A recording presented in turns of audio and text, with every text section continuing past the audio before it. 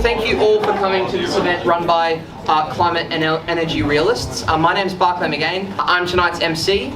I'm just a student at the University of Queensland. I think the reason why I was asked to MC is because it's my demographic that ultimately we need to be convincing if we're to convince them that this whole idea of climate change alarmism is a complete lie made by people like globalists, people who are looking to extend the lie of renewables out across the world. Steven Nowakowski is a cartographer, author, nature photographer, environmentalist, and former pro-wind and solar advocate.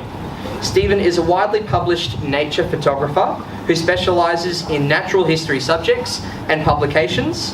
His self-publishing business now distributes widely and fulfills Steven's desire to convey his love of nature and wild places.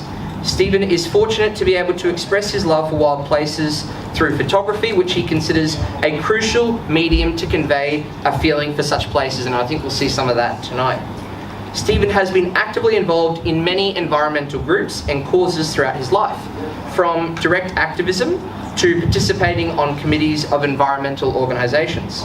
These include the Alliance to Save Hinchinbrook, President of Cur Alert, founding member of Save Our Slopes, and committee member of the Cairns and Far North Environment Centre, as well as editor of its magazine Ecotone for nearly a decade. You can see why I've written the notes, because it's hard to remember all of these points. Politically, Steven was a formative committee member of the Far North Queensland Greens branch and has run as a Greens candidate. Give him a chance.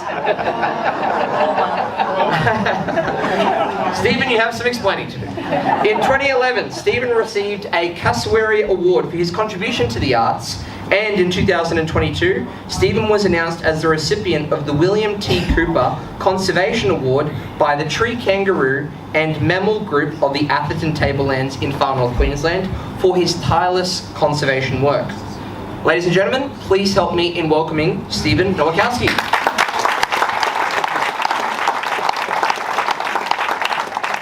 So welcome tonight.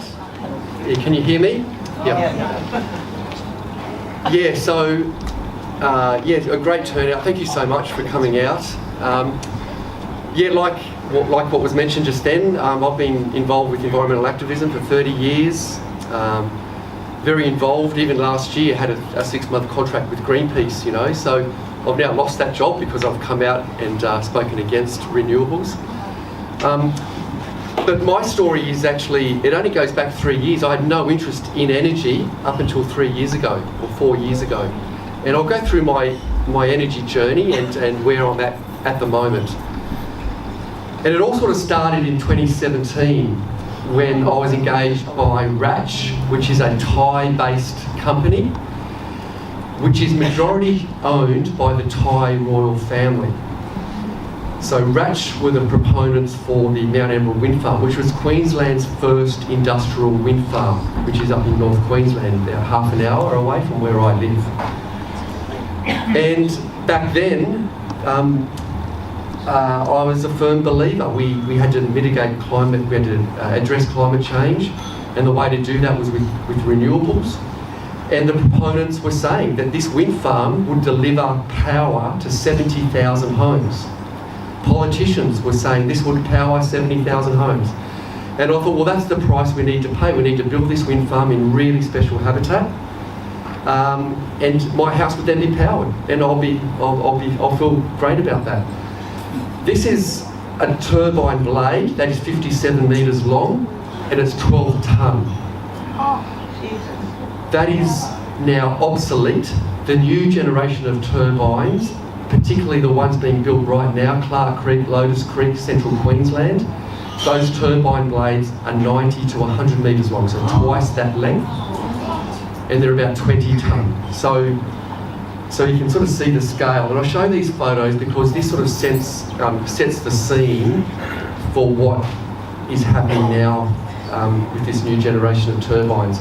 So yeah, that's 57 metres long, as you can see.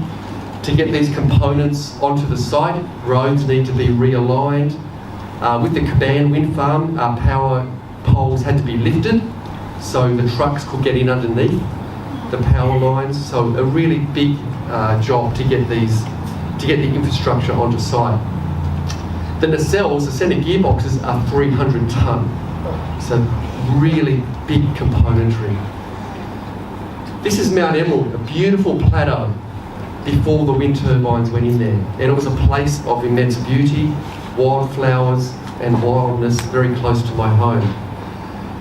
5 critically endangered plant species, one of the best populations of northern quolls in northern Australia, or North Queensland. And they're my friends there, bushwalking, great memories. That's in 2004, that was typical of the habitat, untouched. There had been no cattle grazing because of its inaccessibility, so pristine condition. And now it's an industrial wasteland. So it's full of haulage roads, transmission lines and substations. That there is a school bus, to give you a sense of scale. Where? That's a school bus. Can't see it. Yeah, so that's a school bus. These are babies. The new generation are twice this size, if you can imagine that. Now to build this wind turbine, I've got no sound here. Wow. Yeah, so they We can imagine. blowing out mountain ridges and mountain tops to put in the turbines. Now the concrete foundations are around, depends on the size of the turbines. The new turbines are between 5-6 megawatt, and you're looking at around 600-800 cubic metres of reinforced concrete in each slab. So they blast out the mountains or use rock breaking machines to excavate the tops of these mountains for turbines. I've got to laugh because it's so stupid. So back at that point, I was pro-renewables. You know, we had to decarbonise, and that was the price I was happy to pay. And then shortly afterwards, I heard about the Caban wind farm, very close by. And I had a tip-off that the bulldozers were in there, so I went to this site, got the drone up, and lo and behold, the dozers had already gone in and started clearing the vegetation. And as you can see, it's beautiful ridgeline, beautiful forest in great condition, high biodiversity. And I photographed the bulldozers in there clearing forests for green energy. What a joke. Yeah. So that's actually being blasted out. The rock breakers have actually plateaued that entire plateau out. There was a rare and threatened plant on that knoll. Sorry, there's no sound on the videos. But this is what they do. So they'll just cut the tops of the ridge lines off. No sediment control, no erosion control. Wind farms in Queensland are exempt from the Vegetation Management Act, the Nature Conservation Act and the reef regulations. If you were a farmer and you wanted to put a dam in, you'd have to fill in paperwork, a bureaucracy of explaining how you were going to mitigate the runoff into the Great Barrier Reef. These multinational companies can blast out mountains and not have any sediment control, no erosion control, nothing. It's a scam. Yeah, so huge amounts of civil earth moving. And again, this is a baby, so these turbines are 87 metres. Sorry, the blade lengths are 87 metres. There's only 28 turbines here, so quite a small one. Now, it's not necessarily the clearing of the vegetation, but it's the fragmentation of forests. So when you start pushing roads into forests, you open it up to weed incursions, feral pests, and altered fire regimes. So now we're seeing big chunks of forest being altered with all these new roads. So 87 metre long blades, that gives you a sense of scale of the amount of land clearing they need to do to get the turbines in.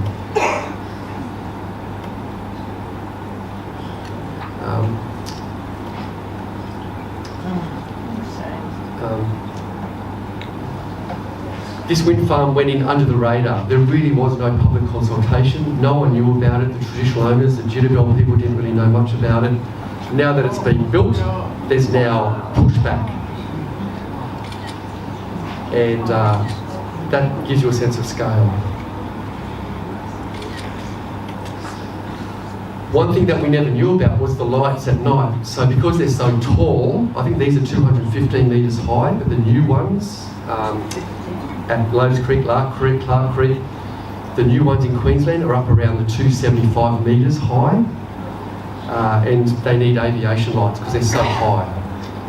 And no one knew about the aviation lights. So we've already got families in Ravenshoe, Caban, Evelyn moving away from the district because what they used to look out at night and see the sky and the night and the stars, but now they're looking at an industrial zone with red flashing lights at night. I won't talk much about the infrasound, but there's a bit of science being done now with the sound coming out of these, and it's really bad. So I covered Caban, and I thought, well, what's next? You know, we didn't know much about Caban. Are there other projects in the pipeline? So I started digging around on the internet. And these are the projects just in my area, North Queensland. And these are hard to find. You've got to really, really work hard on the net, delving down into projects, trying to find projects that are proposed. And a lot of these projects are at different stages of the approval process. What I'll do is I'll just talk about these three, the ones here in yellow. So if all these went ahead between Ingham and Lakeland in North Queensland, 14,000 hectares of classified remnant vegetation would be cleared. So Shalan was the next project that we found out about, and we've been very successful in raising awareness about this project. And this is a beautiful big chunk of wild country on the western boundary of the Wet Tropics World Heritage Area. Now, under the State Code 23 for wind farms, a sensitive site is a jail, a shopping centre, a daycare facility or a house, but not a World Heritage Area or a protected area like a national park. So these wind farms can be built hard up against World Heritage Areas. To give you an idea, the Rocky Mountains in Canada have a 35-kilometre buffer from wind farms because of the aesthetic impact that those farms will have on the Rocky Mountains World Heritage Area. Basically, all this country here will be carved up into roads and turbines. The left side of this photo is the World Heritage Area. The right-hand side will be turbines. When a project first is announced, the proponents, in this case it's Arc Energy, first of all it was Eperon, then it was Arc Energy, which is owned by Korea Zinc.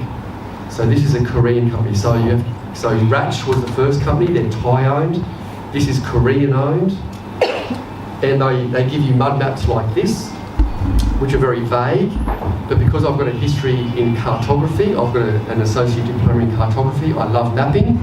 So then I do some maps. And then we can see that the haulage roads are hard up against the World Heritage Area.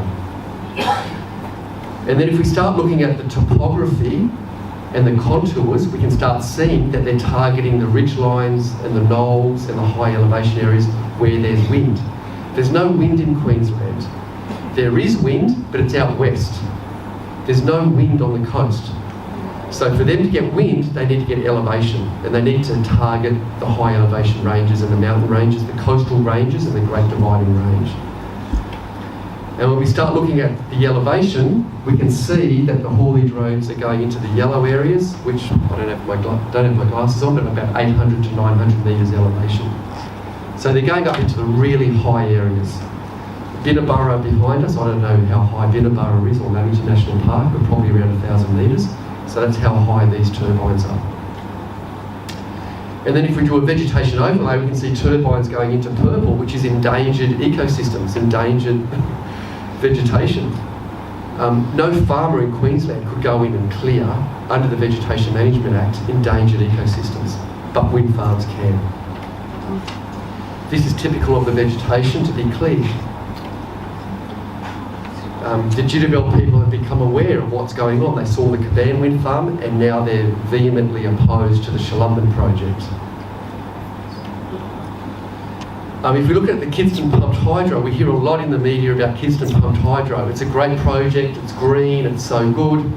On the face of it, it looks okay. because these two old gold pits or mining pits that have been filled up with water. The water is pumped between the two pits with the solar farm over the tailings dam. So there's been no vegetation loss. So in the face of it, it looks okay. You know, it's the reuse of a degraded landscape. But no one talks about stage 2. And stage 2 is 1,400 hectares of Thermida woodlands to be cleared to make it all viable. But no one talks about that, particularly the greens. And that's the sort of forest to be cleared for a solar farm. And then you've got the Upper Burdekin wind farm up near where I live. And this is the most beautiful big chunk of wilderness country you've ever seen in your life. Highly biodiverse. This is Tom Gert's traditional owner, Gugu Baden guy. And that's an extinct volcano in the foreground. All this country here is to be turbines by Squadron Energy, which is Twiggy Forest. And it's full of Shaman rock wallabies, koalas, the best northern population of koalas in Queensland. These are all my photos on the site. I've camped there a few times. Rufous bettongs, wedge-tailed eagles, rock art. I believe there's rock art up in the gorges. This wind farm goes over 3 gorge systems. I'd assume there's rock art up there. That's the footprint, the yellow lines, hard up against the World Heritage Area, again, the wet tropics.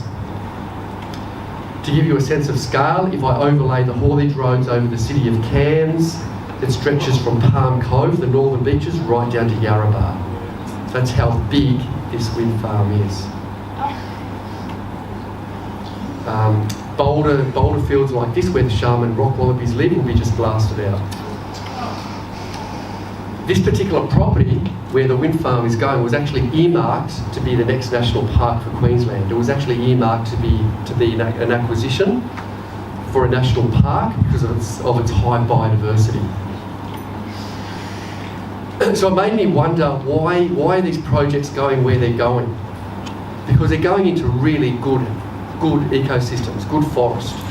And we hear from the green sector, conservation sector, well, we need to protect the refugia areas, which are our high elevation areas. They're the places that are going to stay cool in climate change, and they're the places we need to protect.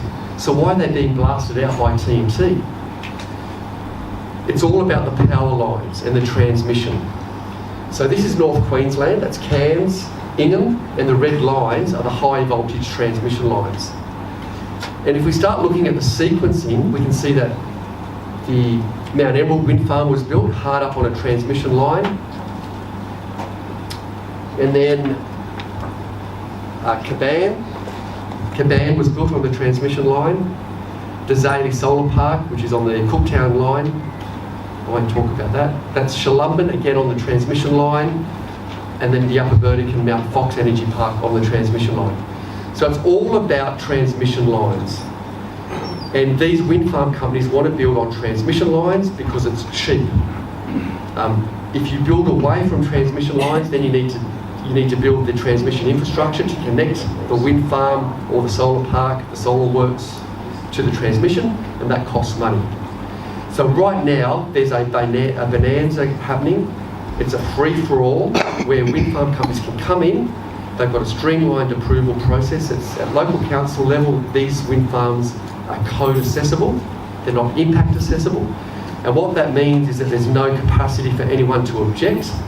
Even the council cannot object and stop a wind farm or a solar farm in Queensland. They can't stop it. It's code accessible under the Integrated Planning Act and the local planning scheme. It just goes through. Then it goes to state level. State Code 23, like I just said, they're exempt from all the legislation that is designed to protect the environment. And then the only way to stop a project is if there's a vulnerable, endangered or threatened species, and then it triggers the Environmental Protection and Biodiversity Act at federal level, and then Plebiscite makes a decision. But she's never going to knock back a renewable project when the federal government has signed legislation that they've got to meet these targets. So do they want to meet the targets or blow up ridge lines for wind farms? So they're caught between a rock and a hard place. So of course they're going to keep approving these things to meet the targets. Now, so this is what the conservation sector wants. And I was a proud member of the Australian Conservation Foundation, the Wilderness Society, and these groups. And these groups have got together and spent a lot of money and energy and resources and developed the Net Zero report. And it's a great report. It was released late last year, and it's endorsed by Twiggy Forrest's Minderoo Foundation, it's endorsed by the Climate Council, it's endorsed by the Australian Conservation Foundation. This is where they want to put renewable projects in Australia. So they've mapped all the areas of Australia, looked at all the different land use, Indigenous land use, low biodiversity, and then they've decided, well, that's where we'll stick all the renewable projects. But one look at that, to me, and I'm not an energy expert, you'd go, it's totally delusional, because you've got transmission loss. These projects are away from where the energy is being consumed. It's complete delusion. And these green groups are going, oh, well, that's our plan, that's what we're going to do. But it's not happening. That spatial footprint is six times the size of Tasmania. Wow. So 6 times the size of Tasmania, covered in glass and steel to meet our 100% target by 2060, which will cost $7 to $9 trillion. So the target to 2030 is 1.5 trillion, and the 2060 target is $7 to $9 trillion to do this. Complete delusion. But in reality, this is what's happening in Queensland. There's around 112 projects. There's a couple more that I've picked up on recently. These projects have gone in under the radar using those loopholes in the legislation that I just mentioned. These are all in the pipeline at different stages of approval. And that's the spatial footprint of all these projects down the Great Dividing Range of Queensland. So all those red lines are wind farms, the yellow is solar. And if we just zoom in between Gladstone and Rockhampton, we can see again, I'll just go back. If we zoom in between Gladstone and Rockhampton, that's Gladstone, Rockhampton up here. All those black lines are the high voltage transmission lines. So under the previous federal Morrison government, Susan Ley approved Clark Creek. You might have heard about Clark Creek in the media, that's a Twiggy Forest project. Stage 1 is under construction now, all up around 1,500 hectares of classified remnant forest to be cleared. Great koala habitat. And Anglo-American Coal have signed the offset certificates to buy green power to offset their Scope 2 carbon emissions from their coal mining operations. So now they're carbon neutral. So just try to get your head around that. So Anglo-American Coal are now carbon neutral because they're buying offsets from this wind farm. Yet Twiggy can go and clear 1,000 or so hectares of forests and have a guaranteed income from Anglo-American Coal. So that was approved, and then Chris Bowen got elected, and then it's just been a free-for-all. So how long has Chris Bowen been in? About 12 months? Too long. Yeah. So within the, so I don't know, say in 12 months, so this has happened in 12 months. So Lotus Creek approved,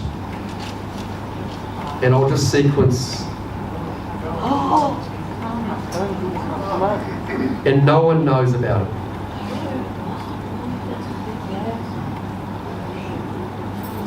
That's where it's at the moment. So in 12 months, there's something like 20 wind farms, solar farms. When you talk to Colin Boyce, the local member up there, he says that's nothing. He knows of another 50 that we don't know about. These are the ones that I can find on the net by spending days, if not weeks and years, trawling through the net, because no one is transparent, no one's releasing this data. You ring up Mick de Brenny, the State Minister for Energy, and ask him for a list of projects, he's not going to give it to you. And he's not going to give you maps. I generate the maps. To give you an idea of scale, This is Upper Calopi Solar Farm.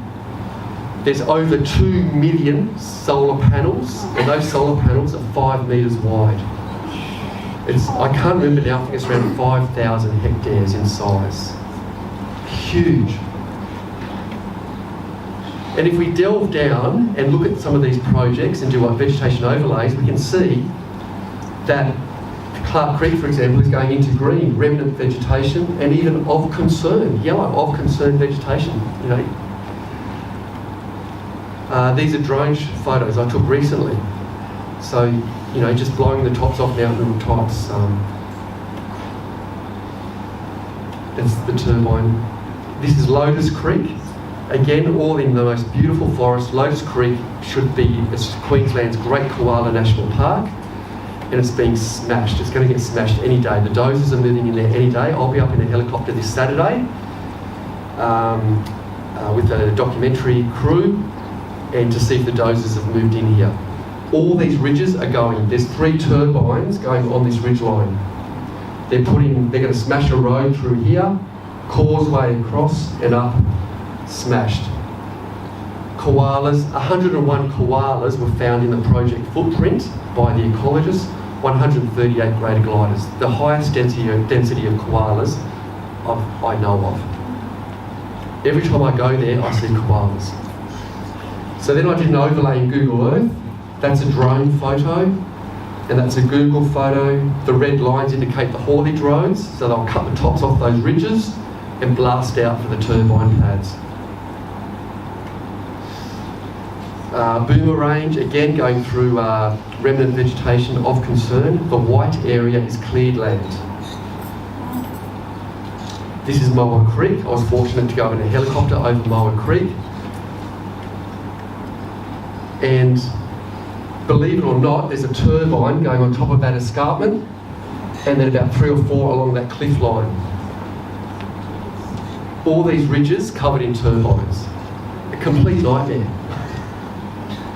To me, complete desecration. I've got to laugh because it's just so stupid. So we're going to smash up all of our beautiful mountains. This is a solar park. I'll be up here. I'm going to be here I'll be at this one on Friday. I won't talk too much about this. This is going into of concern. What they do with the of concern vegetation. They have offsets, so the offsets are going to be the vegetation just next to the solar farm, and that's really steep country just like that. So this is forest that can't be cleared for any other purpose.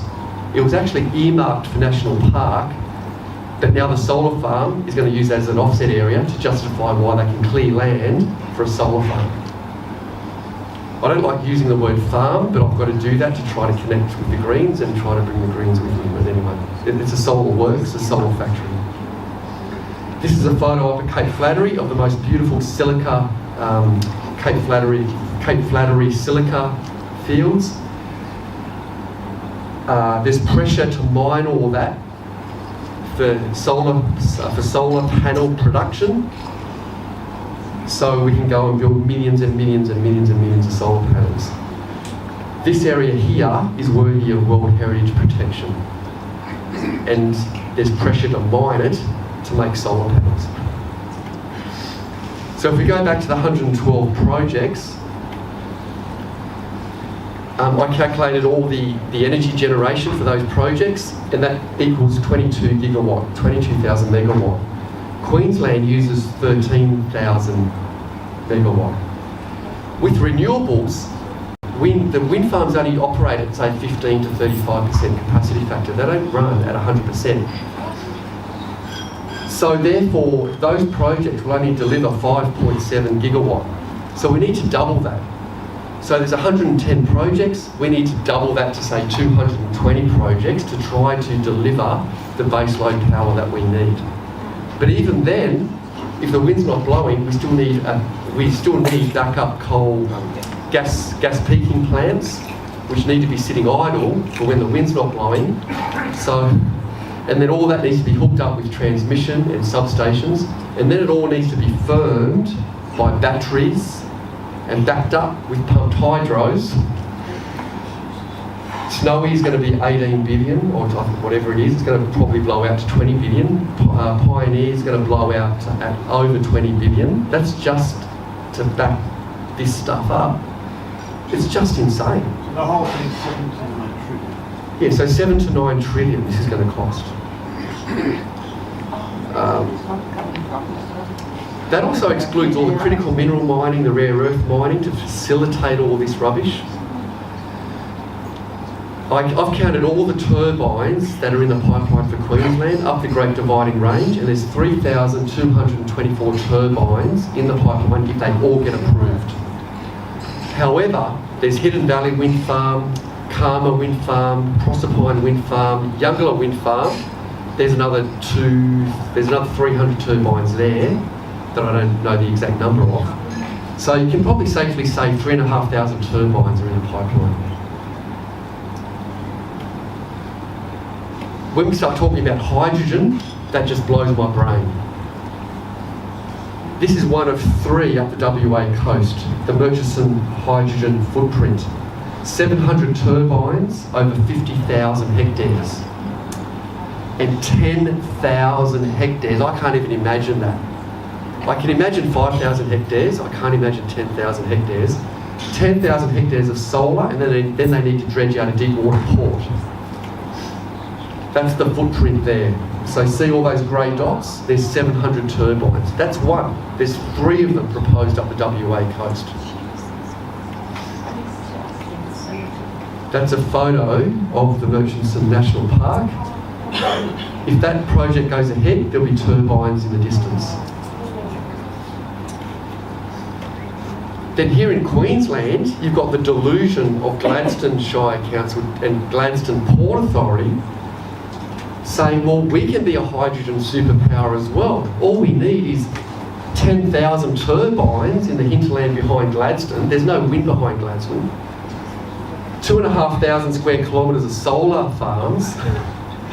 This was a PowerPoint show at the Gladstone Port Authority late last year. This is the delusion that's going on. And people are just sucking it up. It's green energy, yeah, bring it on, bring it on. But I've looked at the wind modelling and there's no wind. There's no wind in Gladstone. I've got to laugh, it's so stupid. And they're bragging about the scale.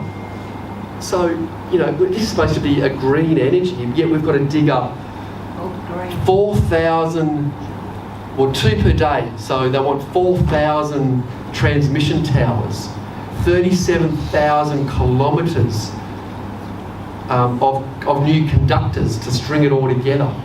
It's just delusion. I won't talk about pumped hydro. You could do another whole talk about pumped hydro. If you break down how much land to be cleared, endangered ecosystems, 37 hectares. But if you all up around 100,000 hectares of forest to be impacted, both non-remnant and remnant. 3,700 kilometres of brand new haulage roads for wind farms in Queensland, punched through mountains to get the turbines to the tops of mountains and ridgelines. Yeah, I won't talk about that. I've already spoken about the net zero report.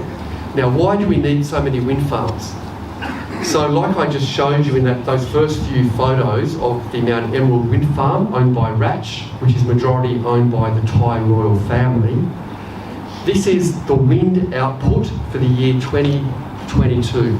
So for the entire year of year 2022, for over 100 days, it delivered less than 10 megawatt.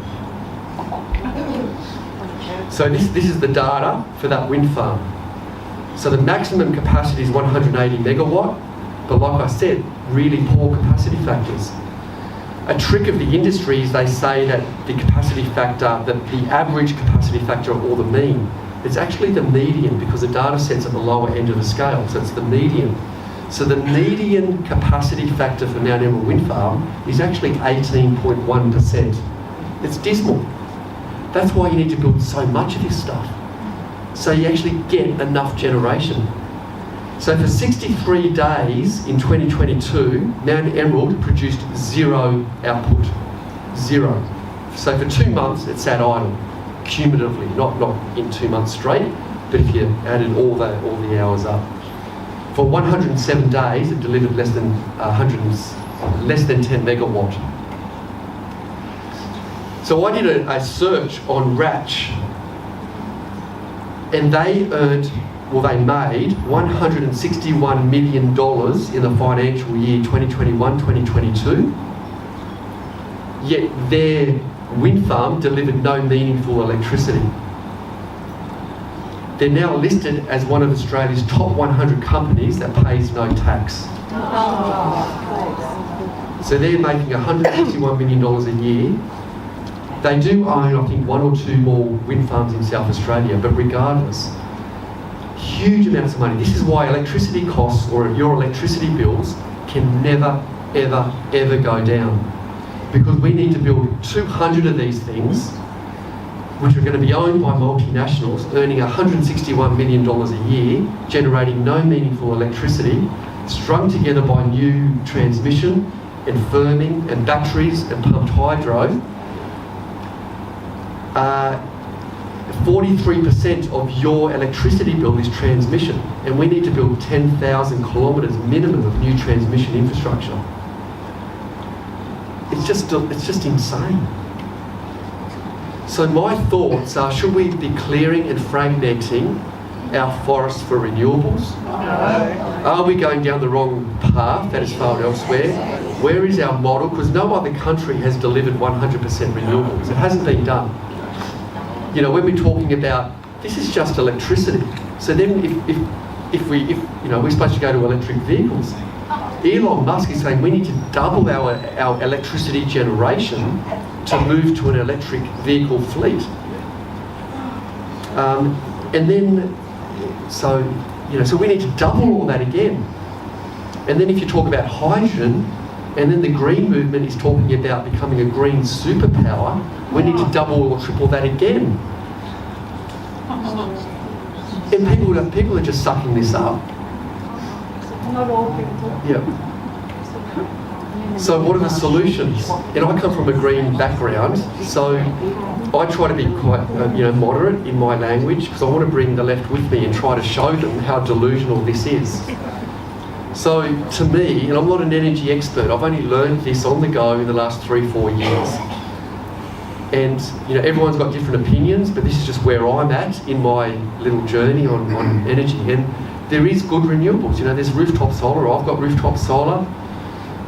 Community grids work great in regional areas. There's locally owned wind farms where it's a community-run wind farm. If there's social licence, it doesn't impact on culturally significant areas or high biodiversity. And I was against nuclear, and I had to put my ideology aside and re-look at nuclear and believe nuclear is an obvious choice for us moving forward. So I agree that nuclear, as depicted in the media, appears to have some scary shortcomings: waste, radiation, nuclear weapons, cost, slow rollout speed, whatever. But my research has led me to understand I have been misled, and I was misled by the Friends of the Earth, the Australian Conservation Foundation and Greenpeace with their scaremongering. But when you look at the data, nuclear is a really safe and a great baseload power source, where we can transition retiring coal plants with nuclear and use existing transmission infrastructure. Yeah, so nuclear must be a part of our solution. We can put a 400 megawatt nuclear plant within 18 hectares next to a retiring coal plant. Look at other countries around the world, Washington State, Ontario, Canada. We should be partnering with Canada to, and using their expertise in developing some nuclear capacity in Australia. South Africa, United Arab Emirates, Poland, Japan, they're doubling down on nuclear. China they're starting construction of 12 nuclear plants per year using their own proprietary designs.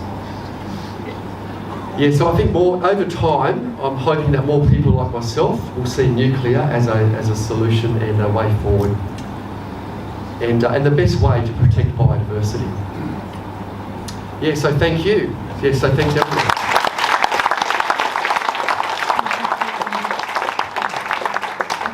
We really appreciate that you came all the way down from North Queensland to educate us and also to show us just how much damage is being done to our natural environment in the name of going green.